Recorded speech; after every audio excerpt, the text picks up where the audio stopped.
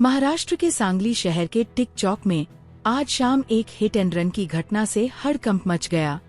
बताया जा रहा है कि एक तेज रफ्तार कार ने कई लोगों को टक्कर मार दी, जिसमें करीब 14 से 15 लोग घायल हुए हैं। घायलों में कुछ पुलिसकर्मी भी शामिल हैं। सभी को तुरंत सिविल अस्पताल में भर्ती कराया गया, जहां उनका इलाज जारी है। पुलिस के अनुसार किसी की हालत गंभीर नहीं बताई जा रही है।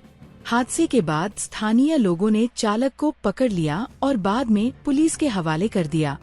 घटना के बाद अस्पताल में परिजनों की भीड़ जमा हो गई, जबकि पुलिस पूरे मामले की जांच कर रही है।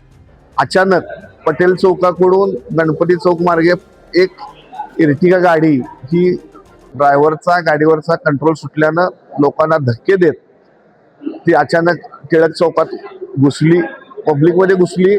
त्यामुळं वाहतुकीचा पण एकदम बोजवारा उडाला। नेमकी परिस्थितीमध्ये काय झालं काय नाही याचा कोणाला अंदाज येईना। त्यामुळं सगळीकडे वाहनं पण जिगरीला तिथं स्टॉप झाली।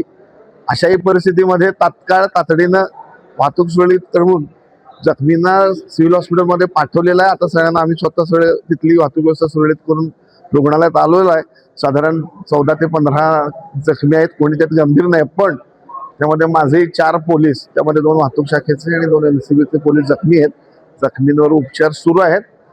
डॉक्टरांची सल्लामसलत करून पुढचे निर्णय घेतले जातील। मीनवाईल गाडी आणि ड्रायव्हर दोघांना ताब्यात घेतलेला आहे। त्यालाही देखील नागरिकांनी मारहाण केल्यामुळं त्याच्यावर देखील उपचार रुग्णालयात चालू आहेत। सांगली शहर पोलीस ठाणेकडून पुढील कायदेशीर कारवाई करण्याची सुहाकर साहेबांनी तजवीज ठेवली आहे।